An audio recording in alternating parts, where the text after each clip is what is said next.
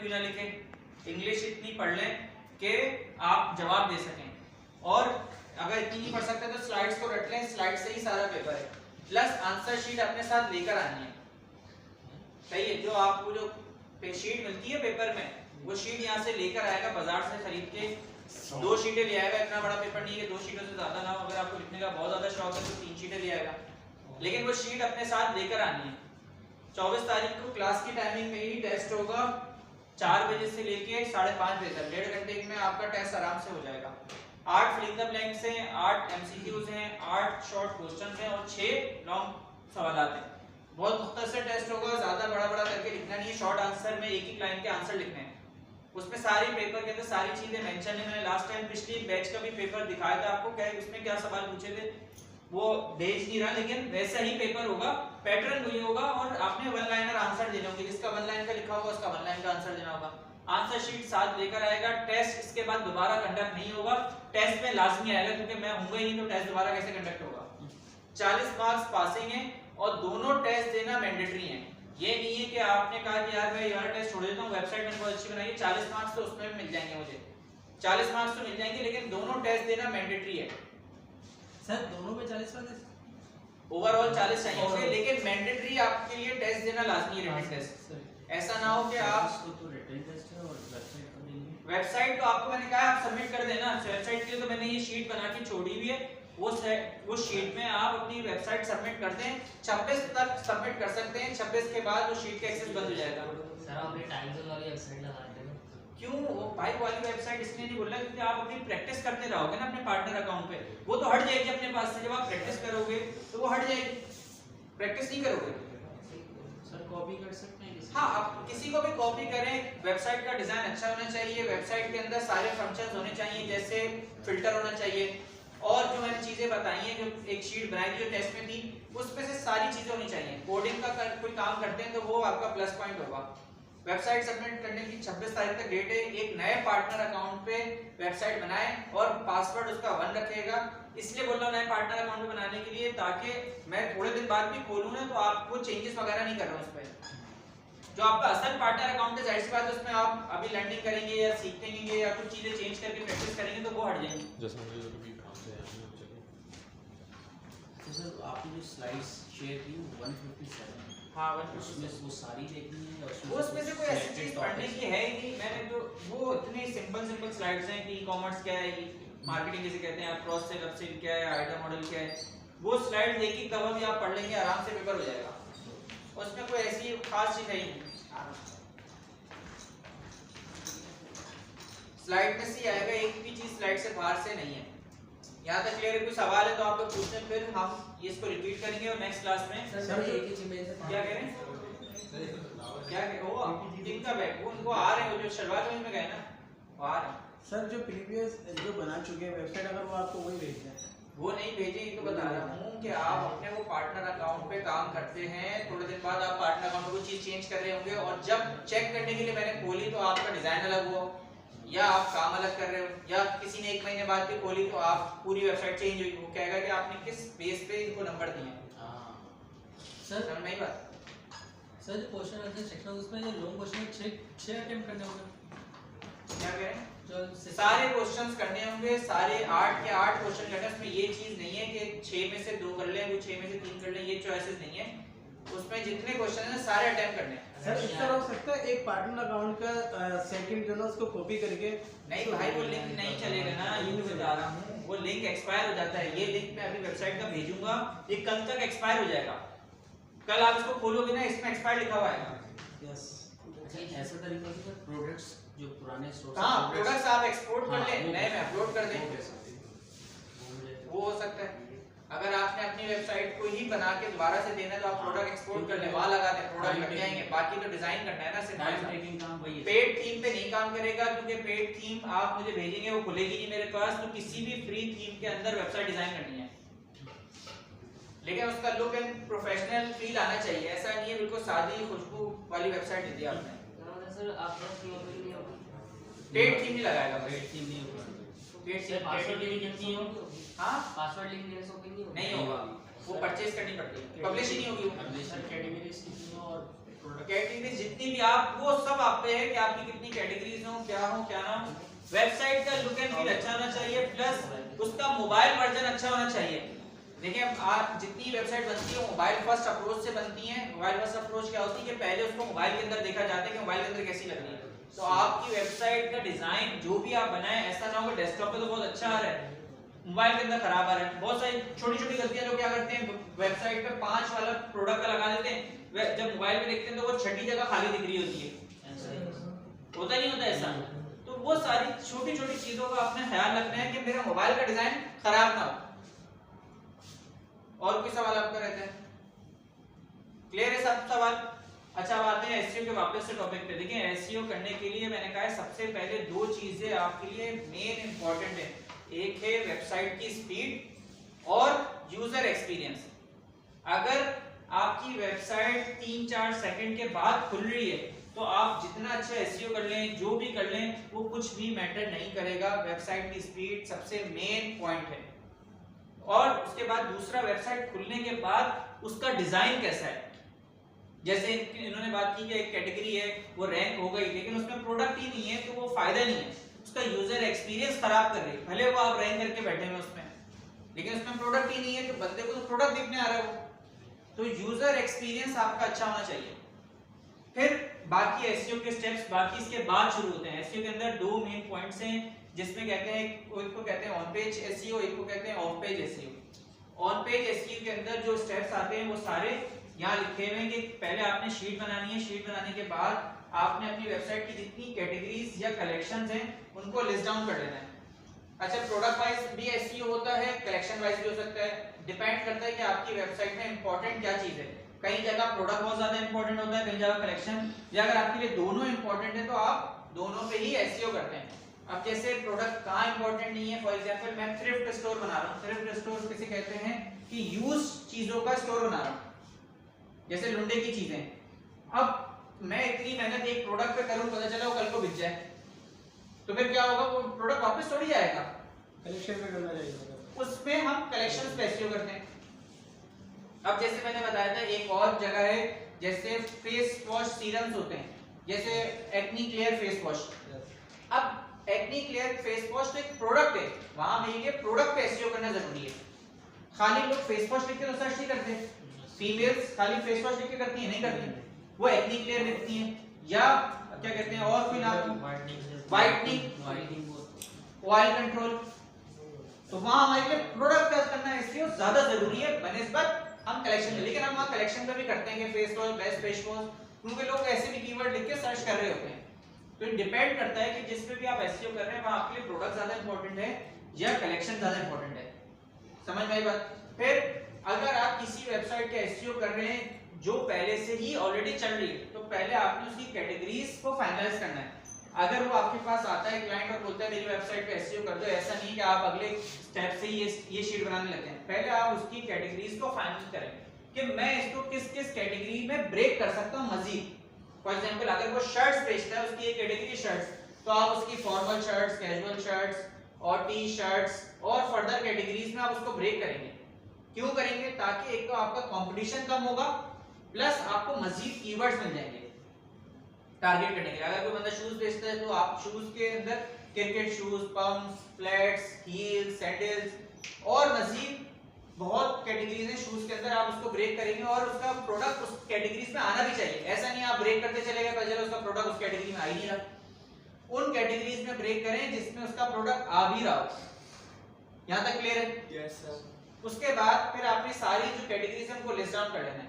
List down करने के बाद उनका लिंक अभी आप जो भी अभी यूआरएल उनका बना हुआ वो आप लाके यहां रखते हैं। इस लिंक को ऑप्टिमाइज जब करते हैं जब आपका कीवर्ड फाइनल हो जाता है, तो देखिए वही वाला कीवर्ड लिखा हुआ मेरे लिए ये फाइनल कीवर्ड है, तो मैंने इसकी यूआरएल में चेंज कर दिया, इसको मेंस अतर कर दिया। सही है? इसके बाद आप करते हैं कीवर्ड रिसर्च। कीवर्ड रिसर्च का मैंने तरीका बताया कि आपके बहुत सारे तरीके हैं कीवर्ड रिसर्च करने के। एक तो है कि आप पहले खुद सोचें कि आपको कौन-कौन से कीवर्ड आप लिखेंगे, तो वो आप उस कैटेगरी को खोलना चाहिए। फिर आप अपने कॉम्पिटिटर्स का देखते हैं, फिर गूगल में जाके सजेशन देखते हैं, फिर कीवर्ड प्लानर से भी देख सकते हैं, इसके बाद चैट जीपीटी से या डीपसीक से पूछ सकते हैं। तो जितने ज्यादा कीवर्ड होंगे आपके लिए सेलेक्ट करना उतना ज्यादा आसान होगा। ये वाला प्रोसेस सबसे ज्यादा मेन होता है। ये तीन जो सेक्शंस होते हैं ये सबसे ज्यादा मेन होते हैं एसईओ के अंदर। अगर आपने कीवर्ड सिलेक्शन ऐसी गलत कर ली तो आप रैंकिंग कभी मुश्किल से है कि बहुत टाइम बाद कर सकें। और कीवर्ड आजकल जो सिलेक्ट हो रहे हैं वो ज्यादातर लॉन्ग टेल कीवर्ड हो रहे हैं। लॉन्ग टेल कीवर्ड एक है खाली, अगर मैं इसको बात करूं, ये कीवर्ड क्या है? Short tail. ये सिर्फ शॉर्ट टेल कीवर्ड है, सही है। इसके अंदर high competition, high volume, intent पता नहीं लगा, इंटेंट पता नहीं चलती है इसमें। बेस्ट अदर्स इन पाकिस्तान अगर यहाँ लिखे, जैसे यहाँ लिखा बेस्ट अदर्स इन पाकिस्तान, ये लॉन्ग टेल कीवर्ड है। इसमें इंटेंट उसकी क्लियर है कि वो लेने आ रहा है, इसके अंदर इंटेंट क्लियर नहीं है। तो जब भी आप कीवर्ड सिलेक्शन करें तो ये लाजमी ख्याल रखें कि उसकी इंटेंट क्या है। तो सर क्या कभी शॉर्ट टेल कीवर्ड भी क्या नाम है वो हो जाते हैं?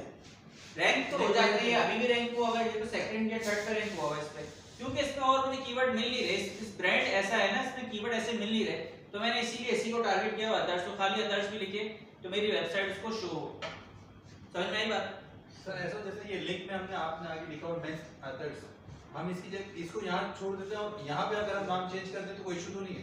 क्या मर्जी, यहाँ तो आप कुछ भी रख सकते हैं। तो ये रैंक इसलिए करना है लिंक ने। हाँ, ये तो कलेक्शन का नाम है, तो कुछ ये तो आप यहाँ शीट पे तो कुछ भी रखते हैं, शीट पे तो कुछ भी रखते हैं। मेन तो ये है ना, ये वेबसाइट पे तो जो आपका कीवर्ड है ना वो यहाँ आप उसका लिंक जब बनाएंगे ना तो उसका वो आना चाहिए, मेंस हाइफन अदर्स।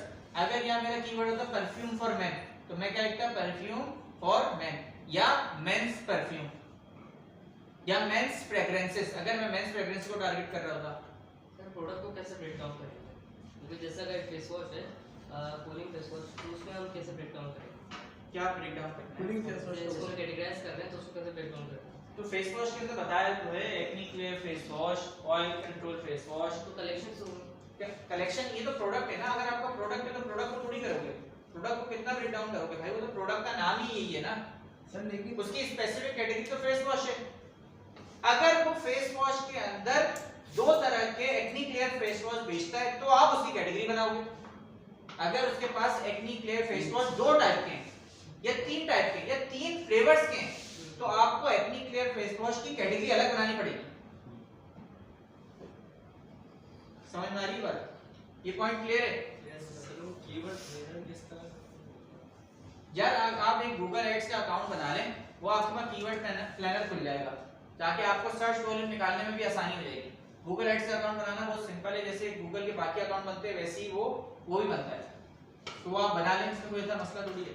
आप कीवर्ड प्लानर को यूज कर सकते होंगे जिससे आप अपने कीवर्ड का सर्च वॉल्यूम निकाल लेंगे। सर लेकिन कीवर्ड प्लेनर के अंदर जिस तरह ये आपका 390 ये आ रहा है बेस्ट अदर इन पाकिस्तान, मेरा ये नहीं आ रहा, वो आ रहा 400 200। देखिए हर महीने चेंज हो रहा होता है, हर साल के टाइप चेंज हो रहा होता है, ये हर महीने चेंज हो रहा है। ये थोड़ी कि इस महीने जो आ रहा है अगले महीने भी सेम वैसे ही एग्जैक्ट वैसे ही नंबर आएगा। लेकिन भाई एजुकेट हर गूगल में हर रोज नई वेबसाइट्स आ रही हैं, सही है, नए यूजर्स आके सर्च कर रहे हैं, लोग बहुत सारे लोग नए रोज आईडीज बना रहे हैं, रोज आके सर्च। जी लेकिन जब मैंने सर्च करा था ना तो मेरे पास जितनी भी कीवर्ड्स आ रहे हैं ना सबके बाद में तो 1K या तो 100 या तो 2K इस तरह आ रहे हैं। दोबारा देखिएगा और एक दफा आपने एक दिन में बैठ के लिख लेना इसको। ये नहीं कि आप आज लिख रहे हैं दोबारा कल इसको सर्च करें, तो रोज चीजें चेंज हो रही है। रोज अगर इसका कंपटीशन लिखेंगे तो रोज कंपटीशन भी चेंज हो रहा होगा। अब आप बोले यार ये मेरा कंपटीशन नहीं आ रहा, भाई ये उस टाइम का लिखा हुआ है जब मैंने निकाला था, ये रोज थोड़ी सेम रहेगा। इतनी सारी रोज दिन ब दिन वेबसाइट्स बन रही है, लोग के दिन ब दिन पेजेस बन रहे हैं, तो गूगल उनको अपने सर्च रिजल्ट्स के अंदर लेकर आया जा रहा है, तो ये रोज कंपटीशन भी चेंज हो रहा होगा। लेकिन जो आप जिस दिन लिख रहे हैं उस दिन का लिख लें बस, और वो ये अज्यूम करें कि भाई मेरी कीवर्ड सिलेक्शन में कौन सा कीवर्ड मैं टारगेट करना चाह रहा हूं। समझ में आई बात? आपका भी क्लियर हो गया सवाल? अगर एक्नी क्लियर के उसके पास 3-4 वेरिएशंस हैं या 3-4 फ्लेवर्स हैं कि वो हर फ्लेवर में ऑरेंज का है, मैंगो है, लेमन का है, तो फिर आपने एक्नी क्लियर फेस वॉश की अलग कैटेगरी बनानी पड़ जाएगी। और अगर इस कैटेगरी में जो प्रोडक्ट्स हैं उन प्रोडक्ट्स की कैटेगरी करेंगे ब्रेक डाउन करेंगे। जैसे आपने एक्नी फेस वॉश की बना दी और भी तरह की बना दी कलेक्शन इस टाइप की, फिर उसके लिए जो प्रोडक्ट्स होंगे उसको कैसे ब्रेक डाउन करेंगे? उसको क्यों ब्रेक डाउन करेंगे? उसको उसके नाम के हिसाब से कीवर्ड सर्च करेंगे ना, lemon acne clear face wash, orange acne clear, orange acne clear face wash, उसके कीवर्ड प्रोडक्ट की कीवर्ड प्रोडक्ट वाइज होंगे, और जो उसकी कैटेगरी के कीवर्ड होंगे वो क्या होंगे? Acne clear face wash, acne clear face wash for women, for ladies, best acne clear face wash, best acne clear face wash in Pakistan, तो उसके कीवर्ड ऐसे हो जाएंगे। समझ में आ रही बात? घर जाके तो सवाल नहीं होगा, रात में ख्याल आता है और सुबह आके भूल जाते हो। यहाँ पॉइंट के बाद आपने अपना फैसला करना है कि मैं किन कीवर्ड्स को टारगेट कर रहा हूँ। कीवर्ड्स जो भी आप अपना फाइनल करें उसमें ये देखेगा उसका कंपटीशन सबसे ज्यादा ना हो। अगर उसका सर्च वॉल्यूम भले नॉर्मल है लेकिन उसका कंपटीशन ज्यादा है ना तो आप रैंक नहीं कर सकते होंगे। आपने मीडियोकर कीवर्ड चूज करना है जिसका कंपटीशन भी कम है, जिसका सर्च वॉल्यूम भी एवरेज है। ऐसा भी नहीं कि 10 वाला चूज कर लिया 30 वाला चूज कर दिया, भाई 30 वाले पे रैंक तो हो जाएंगे लेकिन सेल नहीं आएगी। उसके बाद पता चला आप इस पे रैंक हो गए, इस पे रैंक होने से इस पे रैंक होगा लेकिन क्या होगा कि सेल नहीं आ रही। क्लाइंट क्या बोलेगा, भाई उसको तो सेल चाहिए, उसके लिए तो ये कीवर्ड रैंकिंग मैटर नहीं कर रही, वो ये थोड़ी देखेगा, वो तो सेल देखता है कि मेरी सेल कितनी आ रही है। तो आपने ऐसे कीवर्ड्स को चूज करना है जिसका सर्च वॉल्यूम भी नॉर्मल हो, कंपटीशन भी नॉर्मल हो, लेकिन उससे सेल आने के चांसेस हो। बहुत दफा ऐसा मिलेगा कि 10-10 वाले भी मिल जाएंगे, जैसे 20 लिखा हुआ है 30 लिखा हुआ है। यहाँ पूरी शीट बनी हुई नहीं है इसलिए यहाँ आइडेंटिफाई नहीं हो पा रहा, लेकिन आप इन दो से आइडिया लगा लें कि ऐसा कीवर्ड को चूज नहीं करना कि जिसका सर्च वॉल्यूम बहुत ज्यादा ही कम हो। आपने कहा यार इसका सर्च वॉल्यूम कम है और कंपटीशन तो बहुत ही कम है, मैं इसको चूज कर लेता हूं। भाई इसको चूज करके रैंक भी कर गए तो सेल कैसे आएगी? सेल थोड़ी आएगी। सर्च वॉल्यूम ज्यादा हो, सर्च वॉल्यूम भी ज्यादा हो और कंपटीशन कम हो, उस कीवर्ड्स को चूज करना है। और अगर कंपटीशन ज्यादा हो सर्च वॉल्यूम कम हो, कंपटीशन उस कीवर्ड को चूज नहीं करना है क्योंकि सर्च वॉल्यूम का मसला नहीं, कंपटीशन का है। सर सर्च वॉल्यूम किस तरीके से निकालेंगे? पता है तो है, कीवर्ड प्लानर यूज कर लो, कीवर्ड प्लानर पे अकाउंट बना लो, गूगल एड्स पे अकाउंट बनाने के बाद कीवर्ड प्लानर वहां एक टूल है, वहां जाके ये कीवर्ड रखते हैं, आपको इसका सर्च वॉल्यूम निकल के आ जाएगा। सर वो पेड है, पेड नहीं है, उसमें जब आप अकाउंट बनाते हो ना वो आपको कार्ड डालने का कहता है, आप कार्ड डाल दो, कैंपेन नहीं चलाना। वो कैंपेन जब चलाते हैं जब कार्ड यूज करता है तो आप कैंपेन चलाना ही नहीं, आपका अकाउंट बन जाएगा और कार्ड हटा लो उसके बाद, अकाउंट बनने के बाद तो मसला ही नहीं, फ्री में काम हो जाएगा। कार्ड डालने, हां खाली कार्ड डालने से नहीं होता। खाली कार्ड नहीं डालना पड़ेगा, कोई लेजिट कार्ड डालना पड़ेगा जो आपके पास हो, कोई भी कार्ड करके डालें। मतलब उसमें बैलेंस पैसे नहीं कटेंगे थोड़ी, उसमें सिर्फ कार्ड डालना होता है, बस कार्ड की डिटेल्स डालनी होती है। कार्ड डाल दो आप, उसके बाद जब वो खुल जाए टूल बन जाए, अकाउंट बन जाए, वो कार्ड हटा दो जाके और वो टूल फिर जिंदगी भर यूज करते रहो। सर आप क्यों परचेज करते हो? कोई होता है मैं परचेज थोड़ी करता, मैं तो रैंकिंग वाला टूल परचेज करता हूं जिससे मैं रैंकिंग निकालता हूं। मैंने कब परचेज किया गूगल एड्स से? केमिस्ट वगैरह या मोस वगैरह, हां कौन सा टूल परचेज करते हैं? बताया तो था रैंकिंग के लिए रैंक केमिस्ट मोस रैंक टाइम मैंने बताया तो था। रैंक टाइम जब मैंने रैंकिंग निकाल के दिखाई थी तो मैंने बताया था मैं कौन सा टूल परचेज करता हूं और कैसे रैंकिंग्स निकलती हैं। यहां तक क्लियर है? इसके बाद वाला स्टेप है टाइटल का। ये आप सबने सीखा है कि टाइटल कैसे बनता है, इसका फार्मूला भी स्लाइड में लिखा हुआ है और कीवर्ड पहले आना चाहिए, सारी चीजें इसके फार्मूले में लिखी हुई हैं। फिर इसके बाद H1 है, H1 के बाद क्या है? मेटा डिस्क्रिप्शन, उसके बाद क्या है?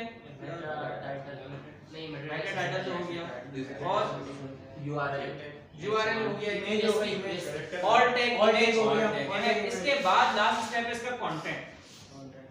बस ये सारी चीजें इंप्लीमेंट करने के बाद आप ऑन पेज इंप्लीमेंटेशन कर लेते हैं। ऑन पेज इंप्लीमेंटेशन करने के फौरन बाद आप ऑफ पेज पे आते हैं, लेकिन ऑफ पेज के सारे स्टेप्स नहीं करते, रैंकिंग आने का वेट करते हैं। ज्यादा आप क्या करते हैं, सोशल प्रोफाइल्स बनाना शुरू कर देते हैं। सोशल प्रोफाइल्स बनाएंगे कौन कौन सी होती है? फेसबुक, इंस्टाग्राम, लिंक्डइन, टिकटॉक और मजीद तरह की 100 तकरीबन आपने वो बनानी है। बाकी वाला स्टेप है जो बिजनेस लिस्टिंग वाला स्टेप है, वो जब तक स्टार्ट नहीं करते जब तक रैंकिंग आना शुरू ना हो। और रैंकिंग 15, 20, 25 दिन के बाद आप निकाल के चेक करते हैं जो कीवर्ड आपने सारा काम किया था उस पर कुछ रैंकिंग आना शुरू हुई नहीं हुई। अगर वो नहीं आ रही तो फिर बाकी सारे स्टेप करने से अच्छा पहले उसका कंटेंट चेंज करा जाए, यानी कि उसके जो ये कीवर्ड चेंज किए जाए। कीवर्ड नहीं, जो आपने कंटेंट लिखा होगा ना जी आगे वो आपने सारा चेंज करना पड़ेगा। या कीवर्ड सिलेक्शन जो गलत नहीं कर ली थी, ऐसा नहीं है कि आपने जल्दी जल्दी में ऐसा कीवर्ड सिलेक्ट कर लिया जिसको रैंक करना मुश्किल था, आपने वो सिलेक्ट करके काम कर रहे थे। तो ये सारी चीजें आपने देखनी होती है, लेकिन ये पता चलती है 1-1.5 महीने बाद जब आप रैंक निकालते हो। रैंकिंग निकालते हो तो पता चल जाता है कि क्या चीज आपके रैंक कर ही नहीं रही है। सारे स्टेप कर रहे हो, या वेबसाइट स्पीड तो भारी नहीं है, वेबसाइट की स्पीड अच्छी नहीं होगी तब भी आप रैंक नहीं करोगे, यूजर एक्सपीरियंस अच्छा नहीं होगा तब भी आप रैंक नहीं करोगे। ये सारी चीजें आपस में कनेक्टेड हैं और नई अपडेट आने के बाद तो इस पे स्ट्रिक्टली गूगल देख रहा है कि यूजर एक्सपीरियंस स्पीड को। तो ये सारी चीजें आपकी अच्छी होनी चाहिए वेबसाइट में। स्पीड के लिए अच्छा करने के लिए आपने ऐप्स को कम से कम यूज करना है। कोडिंग वाला पार्ट अगर कर रहे हैं तो ऑप्टिमाइज कोड करना है। तस्वीरें आप अपलोड कर रहे हैं तो 250-300 केबी से ऊपर की तस्वीर अपलोड नहीं करनी। सर ऑप्टिमाइज कोड क्या? मतलब कोई अगर कोड आप लिख रहे हैं तो वो कोड में 4 लाइनों में 5 लाइनों में आप लिख रहे हैं, अगर वो कोड 2 लाइनों से हो सकता था तो आपको 5 लाइन लिखने की जरूरत नहीं है। उसके अंदर आपने डिजाइनिंग कर रहे हैं तो कौन सी तरह की आप CSS अप्लाई कर रहे हैं। और सर वो आपने बताया था गूगल को पढ़ाते हैं, वो कैसी थी? वो गूगल सर्च कंसोल से क्रॉल कराते हैं पेज, वो इन्होंने लगाना सिखा दिया था। और सोशल मीडिया वाला एक्सपीरियंस क्या social media accounts social media accounts मैंने कहा था सोशल प्रोफाइल्स कहते हैं उसे। वहां जाके अपने तकरीबन 100 सोशल प्रोफाइल्स पे अपना अकाउंट बनाना होता है। जैसे आप अपना पर्सनल अकाउंट बनाते हो वैसे ही कंपनी का अकाउंट बनाना होता है। जब आप किसी कल को आप अपनी अबू के वो खोलोगे, बिजनेस खोलोगे ऑनलाइन, तो भाई फेसबुक पे पेज बनाओगे ना, इंस्टाग्राम पे बनाओगे, इसी तरह 100 प्लेटफॉर्म्स पे बनाना होता है अकाउंट। सर अब जैसे मैं अगर फेसबुक हो गया, इंस्टाग्राम हो गया, टिकटॉक हो गया, इन तीनों पे मिसाल के तौर पर एक ही वीडियो डाल दी, बाकी तो 100 जो प्लेटफॉर्म है उसमें आपने ये सारी वीडियोस वगैरह नहीं डालनी, लेकिन आपने अकाउंट जरूर बनाना है। अकाउंट बनाना है, अकाउंट जरूर बनाना है। और अगर आप पोस्ट कर सकते हो जैसे Pinterest है वहां डाल सकते हो तो आप डालो। जितना आप एक्टिव यानी कि जितने रहेंगे जितना आप सोशल प्लेटफॉर्म में एक्टिव रहेंगे उतना ही आपको एआई भी सपोर्ट करेगा, क्योंकि एआई देख रहा होता है कि कौन सा ब्रांड कहां चीजों पे काम कर रहा है। तो ये आपकी चीजें सारी इंटरकनेक्टेड होती हैं। आप अगर उनको मैनेज कर सकते हो, जैसे TikTok, Facebook, YouTube, Instagram, LinkedIn, ये तो आप मैनेज कर रहे हो। जितना आप मैनेज कर सकते हो उतना ज्यादा आपके लिए अच्छा है। तो सर 100 प्रोफाइल्स के नाम मैंने बताया था गूगल से निकाल लो, गूगल पे जाके लिख लो। सर्च कंसोल लास्ट क्लास में बताया था। हां, सर्च कंसोल लगाना बता देंगे, दोबारा से कोई वैसा बड़ा मसला नहीं है। जैसे हमने कीवर्ड रिसर्च कर ली, कलेक्शन में जाकर डिस्क्रिप्शन में हम कंटेंट लिख दें या फिर क्या कहते हैं कंटेंट डालने के साथ मेटा डाटा डिस्क्रिप्शन लिख दें। क्यों ये शीट कंप्लीट करने के बाद ही आप अपनी वेबसाइट पे काम करना शुरू करते हो। ये नहीं कि आपने ये चीज फाइनल कर दी, टाइटल सारे बन गए, फिर वेबसाइट खोल के टाइटल लिख दिया, फिर आपने मेटा डिस्क्रिप्शन बना दी, फिर जाके वेबसाइट में सारी चीजें लिखना शुरू कर दी। नहीं भाई, ये सारी चीजें पहले आप एक दफा कंप्लीट कर लेते हैं, फिर एक ही दफा वेबसाइट पे बैठ के सारी चीजें अपडेट करते हैं। ये कंप्लीट होने के बाद मतलब मेटा डाटा डिस्क्रिप्शन डाल दूं और कंटेंट डाल दूं, तो कैसे रैंक करोगे? सोशल प्रोफाइल्स और सोशल बुकमार्क रैंकिंग करने के लिए वो आपका जो कंटेंट है पेज के अंदर वो होना चाहिए, लाजमी है वो। जब भी आपने देखा होगा, मैं मस्कल में या किसी भी बड़ी वेबसाइट में देखो, लास्ट टाइम दिखाया गया था कि हर बड़ी वेबसाइट में आप नीचे देख रहे होते हैं कंटेंट लिखा हुआ होता है। यस, वो कंटेंट लिखना जरूरी है, उसके बिना रैंक करना बहुत मुश्किल है, पॉसिबल। या तो आप ऐसा प्रोडक्ट बेच रहे हो जो और कोई पाकिस्तान में बेच ही नहीं रहा, या कोई ऐसी कैटेगरी में काम कर रहे हो जो कोई काम ही नहीं कर रहा, तो फिर आप रैंक कर सकते हो। सर ये जो वर्ड्स देखे हुए टाइटल्स देखे हुए, ये भी मसलन सर ये जो बाकी पेजेस होंगे ये वाले। हाँ, ये मसल में की लाइव शीट है। क्या कह रहे हैं? ये जो बाकी पेजेस रजिस्टर हो रहे हैं मतलब कौन से? ये नीचे जो चल रहे हैं, ये तो चल रहे हैं। देखो ये प्रोडक्ट्स एसईओ पे चल रहे हैं, जो जैसे ये एसईओ वैसे प्रोडक्ट एसईओ पे काम चल रहा है। बाकी ये ब्लॉग्स हैं, हर महीने मैं उनको ब्लॉग्स लिखने के लिए कहता हूँ, वो हर महीने के ब्लॉग्स के टाइटल वाली शीट है सारी, ये चल रही है। और मैंने भेज भी दी है, वैसे तो ये मैंने शीट भेजी थी, उसमें ये सारी चीजें हैं, देख लेगा। लेकिन इसमें पासवर्ड वगैरह भी डले हैं, वो खोल के कुछ करेगा नहीं उसका। सर ये जो अपने कीवर्ड निकाले हैं, हम ये लिंक में लगाएंगे तो सारे कीवर्ड को एक एक करके सर इसमें एक जिसकी सिर्फ ये लगाएंगे जो आपका प्राइमरी कीवर्ड है ना, वही आप उसके नाम से लिखना ना। ये सारे एक लिंक होता है ना भाई, एक कलेक्शन खोलने का एक ही लिंक होगा, तो आपका जो प्राइमरी कीवर्ड होगा उसी को आपने यहाँ लिखना होगा। सर ब्लॉग्स आप हर महीने चेंज सर ये लिखेंगे कैसे? सर हर मंथ चेंज क्यों करवा रहे हैं आप ब्लॉग्स? हर मंथ में मैं उनको नए ब्लॉग्स लिखने के लिए देता हूँ, तो हर मंथ की शीट अलग बनाता हूँ ताकि कंफ्यूज ना हो जाए कि कौन से महीने में कौन सा ब्लॉग लिखना है। तो इसलिए हर महीने की अलग अलग शीट बनी है, अक्टूबर, सितंबर, नवंबर, दिसंबर, जनवरी। ब्लॉग वही होता है या चेंज करते हैं ब्लॉग? ब्लॉग चेंज करते हैं भाई हर महीने, जो जिस कीवर्ड पे मैं रैंक नहीं कर रहा होता, मैं उस हिसाब से उनको ब्लॉग टाइटल सजेस्ट कर रहा होता कि फॉर एग्जांपल मैं अगर एक है एग्जांपल देता हूं, वुमेन संदर्भ पे इस कीवर्ड पे रैंक नहीं कर रहा, अदर्स फॉर वुमेन पे, तो मैं अगले महीने उनको ऐसा कोई टाइटल देता हूं जिसमें ये कीवर्ड आ रहा है और इसी से रिलेटेड उनको कहता हूं उस पे ब्लॉग लिखो, समझ में आई? और इस कीवर्ड को टारगेट करो। ब्लॉग का टाइटल आप देते हैं? हां, ब्लॉग का इस पे सारे टाइटल ही लिखे हैं, टाइटल ही लिखे हैं सब, ये क्या टाइटल होंगे और इस ब्लॉग पे किस कीवर्ड को टारगेट करना है वो लिखा होता है शीटों में। सर वो बोले कि आप ही कर दो तब तक मैनेज कर। मैं इसके फिर चार्जेस अलग लेंगे ना, ये तो बता रहा हूँ, उनको बहुत ज्यादा पैसे देने पड़ जाएंगे। अगर ये सारा काम मैं अगर खुद ही लोग टीम से करवाएंगे तो वो मेरी टीम लिखेगी, तो समझ लें इस काम के हर महीने 1.5-2 लाख रुपए और देने पड़ जाएंगे। मैं अच्छा सर आपने एक बार बताया था कि वो पिक्चर्स के पीछे भी ऑल टैग बताया था, ऑल टैग बताया था, ऑल टैग लगाते हैं और जब भी आप पिक्चर अपलोड करते हैं तो वहां आपको ऑप्शन दे रहा होता है, यहाँ दिखा भी देता हूं आपको एग्जांपल के तौर पे। प्रोडक्ट्स में दिया, प्रोडक्ट्स में भी होता है, कलेक्शन में भी होता है। कलेक्शन में जाके पहले दिखा देता हूं।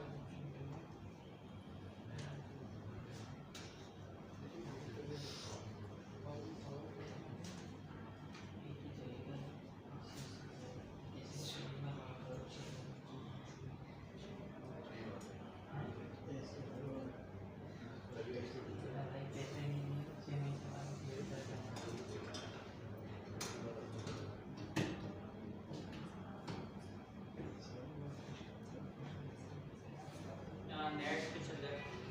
आपका वो मसला सॉल्व हो गया था प्रोडक्ट टेम्पलेट का? सर भी ट्राई नहीं किया लेकिन वो हो जाएगा। समझ में आ गया था? जी सर। अच्छा जिस तरह से कलेक्शन का बनेगा वैसे ही प्रोडक्ट भी बनेगा। हाँ वैसे ही जैसे कलेक्शन का बनता है वैसे प्रोडक्ट का बनता है। प्रोडक्ट में जाके आप चीजें चेंज कर लें। तो उसका एक और तरीका भी है, वो मुझे बताना है लेकिन यहाँ नेट नहीं चल रहा। उसका एक एडवांस तरीका ये होता है कि आप एक कस्टम इवेंट बना लेते हैं। कस्टम जैसे फिल्टर बनाते हैं ना वैसे ही वो बनाते हैं। देखा है आपने फिल्टर के अंदर जब आप बनाते हैं तो हर प्रोडक्ट के नीचे ऑप्शन आ जाता है वो वाला, वैसे ही है। जैसे आपने इसमें तकरीबन 100 प्रोडक्ट्स हैं। अब अगर आप 100 प्रोडक्ट्स के अंदर देखें तो हर प्रोडक्ट के नीचे उसकी नोट्स की तस्वीर अलग है। अगर आप मसलन मेल को खोलेंगे तो उसके लिए हमने वो एडवांस वाला बनाया है। उसके लिए हम 100 टेम्पलेट थोड़ी बना सकते हैं। तो 2-3 तरीकों से काम हो जाता है वो।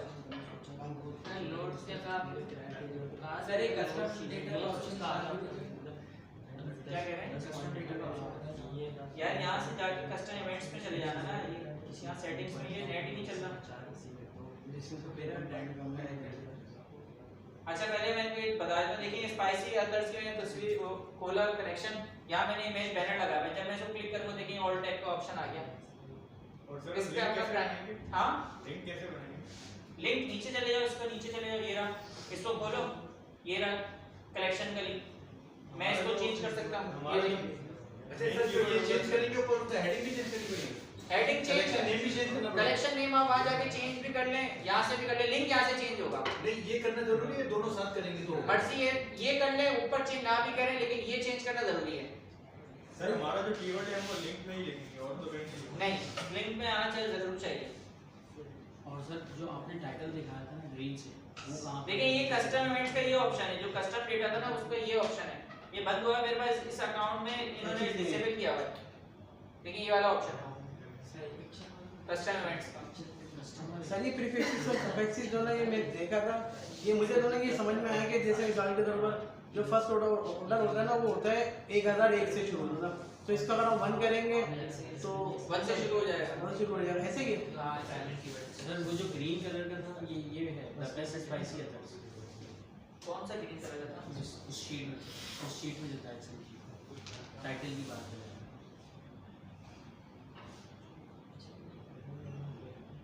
ये रहा। इसका जो ये है ये कहाँ पर वहाँ पर क्या काम है? ये वाला जो पूरी लाइन है बोल्ड ये इसको मैंने चेंज करके दिखाया। ये यहाँ पर इसकी मेटा डिस्क्रिप्शन यहाँ डालते हैं, इसका लिंक यहाँ से बनाते हैं। यहाँ तक क्लियर है, सबको समझ में आ गई बस। अच्छा अभी देखिए कितनी क्लासेस आपकी रह गई पेपर से पहले मैं देख लूँ। मुझे मार्केटिंग कुछ चीज़ें पढ़ानी है। एक थर्सडे क्लास होगी आपकी, एक सैटरडे होगी और एक होगी ट्यूसडे। 3 क्लासेस बची हैं, तो ये कोशिश करें तीनों सर क्लासेस एफबी में। एड्स आपने बोला था कि मैं हाँ। पढ़ाऊंगा एड्स के बारे में। तो यही तो बता रहा हूँ कि इन 3 क्लासेस में पढ़ाना है, आपने उसमें लाजमी आना है। ऐसा नहीं हो कि आप छुट्टी कर लें आज इस क्लासेस में। और तकरीबन मुझे लग रहा है स्टूडेंट्स कितने आज क्लास में प्रेजेंट? 30-35 मुझे पेपर प्रिंट कराना है, अभी कितने स्टूडेंट बैठे हैं तकरीबन?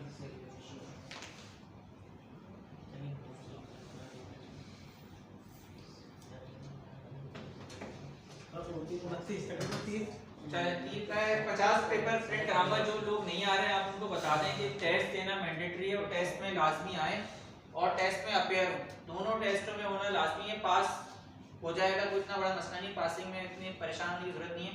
लेकिन उस पासिंग से आपका कोई फायदा नहीं होगा। जो कहने की बात ये है, लोग सर्टिफिकेट का मैसेज करते रहते हैं। पिछला वीडियो भी मैंने कहा सर्टिफिकेट लेके क्या कर लेंगे जब तक काम आपको आता नहीं है। काम नहीं आता, आप सर्टिफिकेट लेके गले में घूमते रहें, कोई आपको नहीं देगा। या मैंने आपको ला के दिखाया सर्टिफिकेट मेरे अलमारी में ऐसे ही पड़े रहते हैं, और जब से डाल दिए उन सर्टिफिकेट को मैं खुद भी नहीं देखता। लेकिन सर्टिफिकेट की कोई वैल्यू नहीं है, आपको काम आना चाहिए और क्लाइंट से बात करनी आनी चाहिए कि आप किस तरह से क्लाइंट से बात करते हैं। उम्मीद है कि आप लोगों को कोर्स में बहुत सारी चीजें सीखने को मिली भी होंगी और जिंदगी में सोचने का मौका मिला होगा कि हम क्या कर रहे हैं और हमें कैसे करना है आगे। तो कनेक्टेड तो मैं रहूंगा अभी, लेकिन क्लास में थोड़ा ही टाइम रह गया है। मैंने कहा पहले आपसे कोई सवाल है तो आप लोग वो पूछ लें ताकि आप लोग के अपनी जो क्वेश्चन है वो क्लियर हो जाए। जी सर पेमेंट गेटवे का आपने कहा था, पेमेंट गेटवे में पढ़ाऊंगा सर। ये पे फास्ट के बहुत पेमेंट गेटवे बहुत सारे हैं पाकिस्तान में। एक है पेमॉप, एक है पे फास्ट और बहुत तरीके पेमेंट गेटवे हैं। आपको एक गेटवे बता दूंगा किस तरह से लगेगा और वो समझा दूंगा, क्योंकि अभी लाइव कोई वेबसाइट है नहीं जिसमें मैं आपको लाइव दिखा के समझाऊं। तो मैं आपको ऐसा समझा दूंगा कि आपको बहुत इजी हो जाएगा कि आपके पास किस तरह से आप पेमेंट गेटवे कोई भी लगा सकते हैं। सर पे फास्ट ना तो एनटीएन वगैरह भी तो ना डालना पड़ता है उसके अंदर। हाँ देखिए, पेमेंट गेटवे जब भी आप लगाएंगे तो ये चीजें आपके लिए रिक्वायर्ड होती हैं। जब भी आप कोई बिजनेस कर रहे होते हैं तो बिजनेस के अंदर भी आपने कहीं ना कहीं बिजनेस वेरिफिकेशन आपको दिखानी पड़ती है। तो ये सब चीजें जरूरी है। ये आपके क्लाइंट आपको प्रोवाइड करेगा, जिस क्लाइंट के लिए आप लगा रहे हैं, जिस क्लाइंट की वेबसाइट पे लगा रहे हैं, वहां आपने ये चीजें आपके पास होनी चाहिए। तो वो मैं एक तरीका समझा दूंगा किस तरह से वो लगता है, बहुत आसान है। और नंबर भी दे दूंगा उनकी हेल्पलाइन का, तो अगर आपको कहीं भी मसला हो ना तो आप उनसे डायरेक्ट कांटेक्ट करके भी पूछ सकते होंगे। तो कोई ऐसा बड़ा मसला नहीं है इसका। सर आपने जो सॉफ्टवेयर में सिखाया था कि एक होता है कनेक्शन नहीं, एक हेडर का ऑप्शन होता है वेरिफिकेशन लाइसेंस, जिस पे आप क्लिक करते हैं तो वो इमेज ओपन हो जाती है डायरेक्ट। मैंने कहा था वो पीडीएफ होता है। जैसे मैंने एक वेबसाइट थी क्या कहते हैं अपनी उसकी वाली परफ्यूम की, अरब वाली परफ्यूम में वेरीफाइड लाइसेंस लिखा हुआ था। जैसे ही क्लिक कर रहे थे उसकी पीडीएफ ओपन हो रही थी। वो कैसे हो रहा था, फाइल्स में जाना है या कंटेंट में जाना है, मीडिया में जाके वो पीडीएफ अपलोड कर दे और मेन्यूज में जाके उस नाम से मेन्यू बना के उस पीडीएफ का लिंक डाल दे, बस खत्म हो, वैसे बन जाएगा।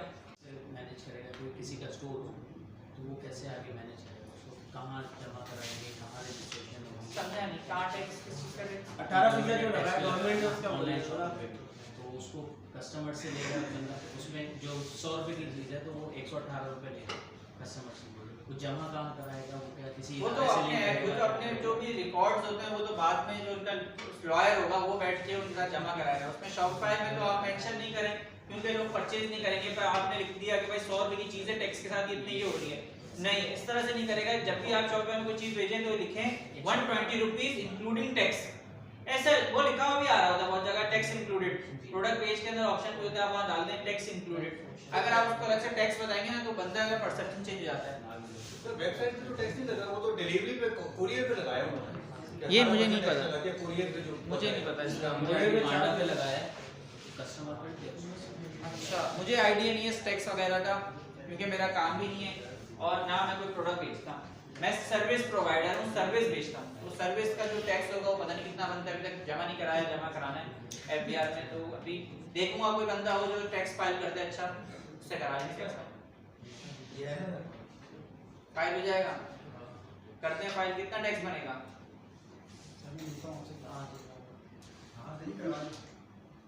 सही है। तो एनटीएन है सर आपको?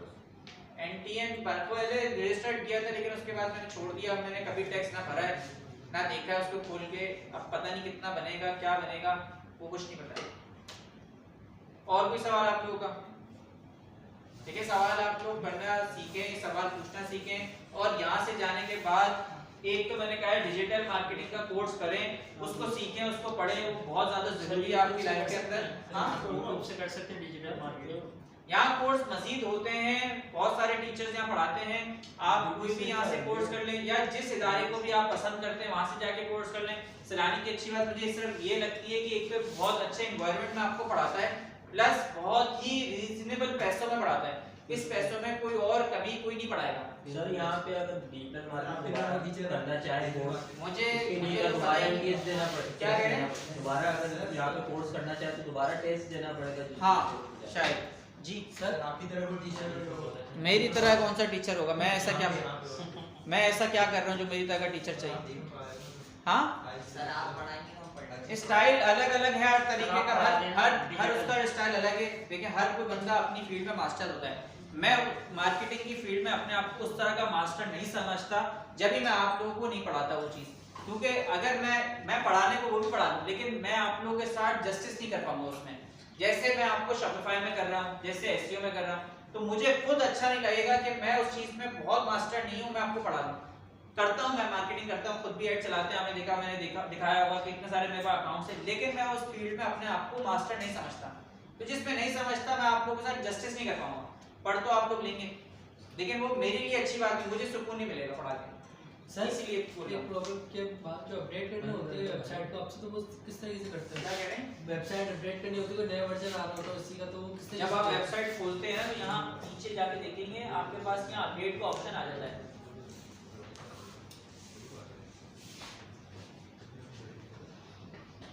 दिखाता हूँ अभी आपको। अच्छा मैं आप लोगों को जब तक ये खुल रहा है मैं आपको बता रहा हूँ कि देखें आप लाइफ के अंदर एक आपने डिजिटल मार्केटिंग का कोर्स लाजमी पढ़ना है।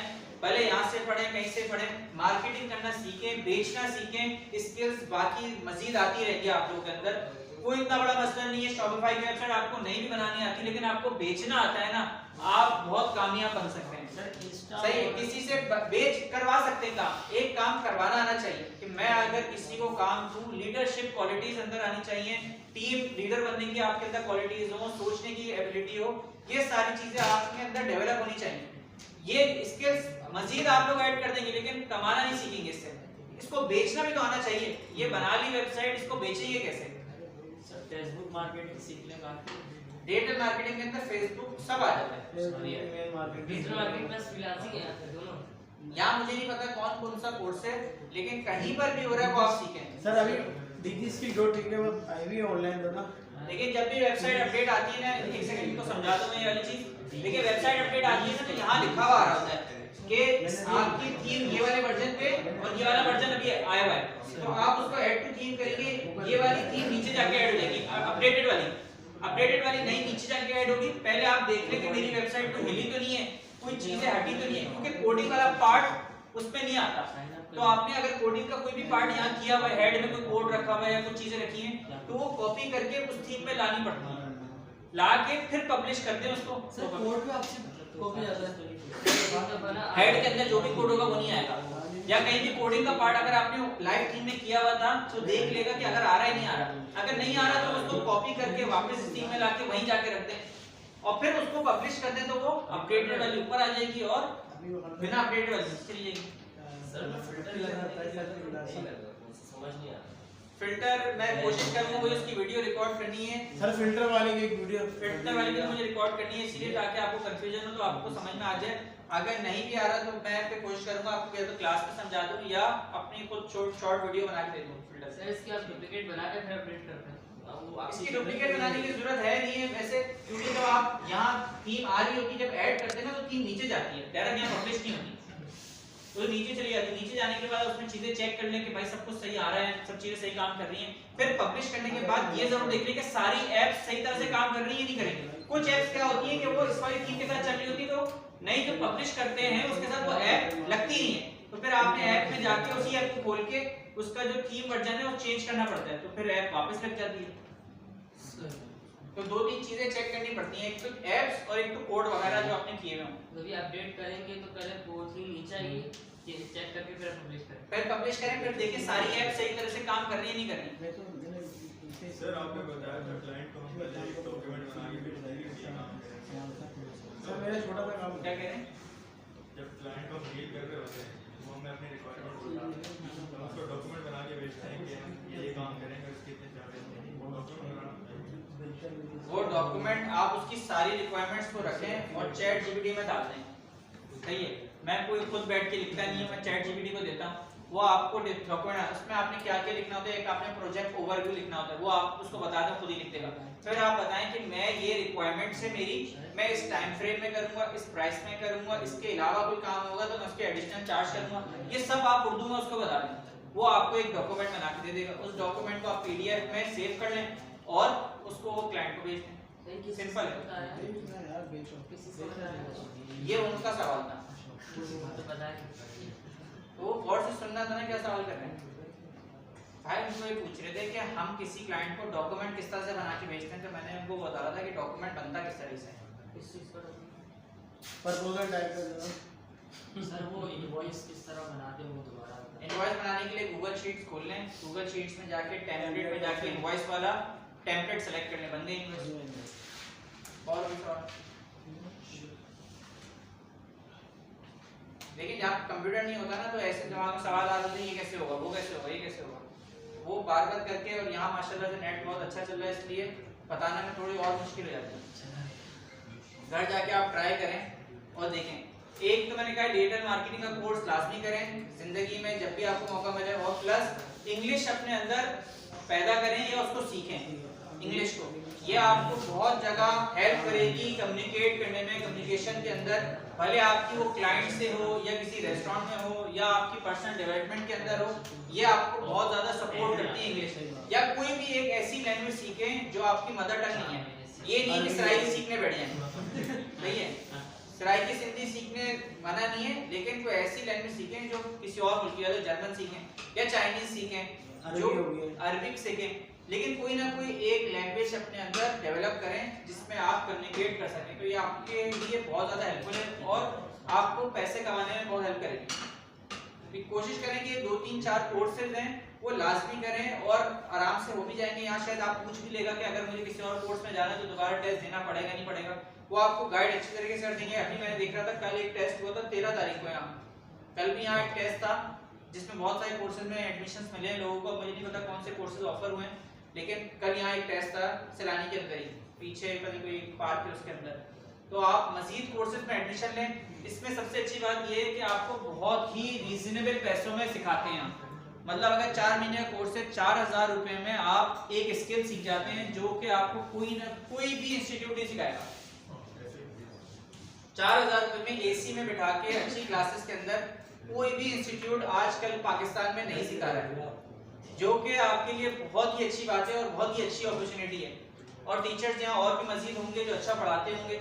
अगर आपको नहीं समझ में आ रहा तो आप किसी और सेंटर में अपना चेंज करा लें, ये भी फैसिलिटी आपके पास है। कंटेंट राइटिंग वगैरह यहाँ पे सिखाते हैं यार ये मुझे बिल्कुल भी नहीं पता। आप मेरा सैलानी से इतना रिश्ता, मैं 4 बजे आता हूँ और नमाज पढ़ के चला जाता हूँ, इतना मैं जानता हूँ सैलानी से। इसके अलावा मैं नहीं जानता।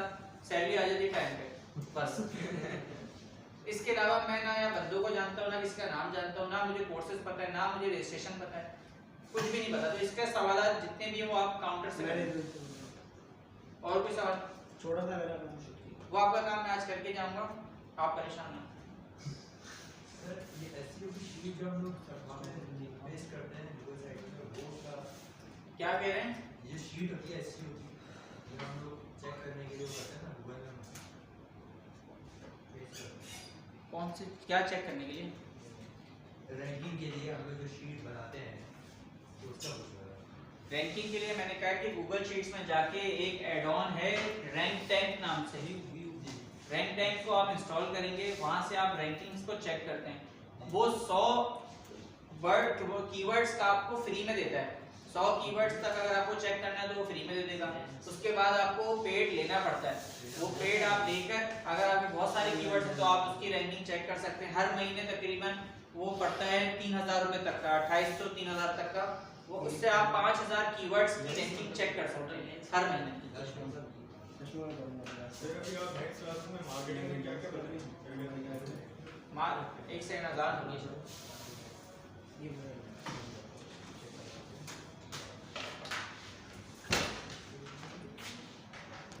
और ऐड अकाउंट के बाद आप ऐड कैसे लगाते हैं, तो ये सारा प्रोसेस पढ़ाना है मुझे, जो अभी नेक्स्ट क्लासेस में नहीं। उसके लिए कोई मुझे एक फेसबुक आईडी चाहिए होगी जिसका कोई पेज ना बना हुआ हो, उसमें पेज बनाना हो, तो वो ज़्यादा एग्जाम्पल रियल एग्जाम्पल पे करके दिखाऊंगा ना, तो मैं वो ज़्यादा चलेगा। आपका नहीं बना हुआ पेज, आपका मैं पेज बना के यहाँ दिखाऊंगा पेज बनता किस तरह से। उसके लिए लोगो आपके पास होना चाहिए, लोगो बना लेगा घर से, और पेज का नाम और छोटी सी डिस्क्रिप्शन लिख के ले आएगा बस। तो फिर ये होगा इसका फेसबुक यहाँ खोल के आपको मैं समझाऊंगा फेसबुक के अंदर पेज किस तरह बनाया जाता है। फिर पेज के बाद हम एड्स मैनेजर किस तरह से बनाते हैं, फिर एड्स मैनेजर में ऐड अकाउंट किस तरह से बनाते हैं, और फिर वहां से हम ऐड किस तरह से लगाते हैं। तो आप इसकी सारी चीज सीखेंगे। सर अक्सर ऐसा नहीं होता कि हमने ऐड रन किया और ऐड सस्पेंड हो गया, कुछ ऐसा हो गया, डॉलर हमारे वो आपकी ऐड के ऊपर होता है कि आप ऐसे ऐड में क्या चीज प्रमोट कर रहे हैं, या स्मोकिंग प्रमोट कर रहे हैं, पेंट का कर रहे हैं, तो उस चीजों को लिखना होता है। जब भी आपका ऐड सस्पेंड होता है या पॉलिटिकल आप ऐड बना रहे हैं या कोई रियल एस्टेट के अंदर कोई ऐसा ऐड बना रहे हैं जिसके आप अंदर मिस इंफॉर्मेशन दे रहे हैं लोगों को, वो वाले ऐड सस्पेंड होते हैं, वैसे कोई ऐड सस्पेंड नहीं होता। सर इंस्टाग्राम और टिकटॉक का भी होता है क्या? इंस्टाग्राम का ऐड यहीं से चलता है, आपसे बताऊं उसके लिए सादा पे वगैरह का काम होना चाहिए। वो सादा और कार्ड नहीं लगाएंगे हम इनका, मैं आपको पूरा बता दूंगा जब कार्ड अपना मिलान का अटैच किया था बीच में ना, तो मुझे बाद में मैसेज आ रहा है इतना से सादा पे भी है बेटी हाँ वो अटैच करने के सादा पे मैंने कहा था अपना पर्सनल अकाउंट नहीं लगाया करें कहीं पर भी, सादा पे नया पे लगाया करें ताकि आपके बैंक के अंदर बैलेंस हो, वो ऐसा ना हो कि आपका कटना शुरू हो जाए। उसे घटना शुरू हो गया था। मैंने मना किया था ये तो खैर आपके हम उसमें फेसबुक का भी नेक्स्ट क्लास में आप टाइम से आएगा, लेकिन टाइम का पाबंदी करेगा और सादा पे कैसे बनता है? ऐसे ही सारा मोबाइल से बन जाएगा। फिर इंशाल्लाह ठीक है नेक्स्ट क्लास में आपसे मुलाकात होती है। आज फेसबुक की नई आईडी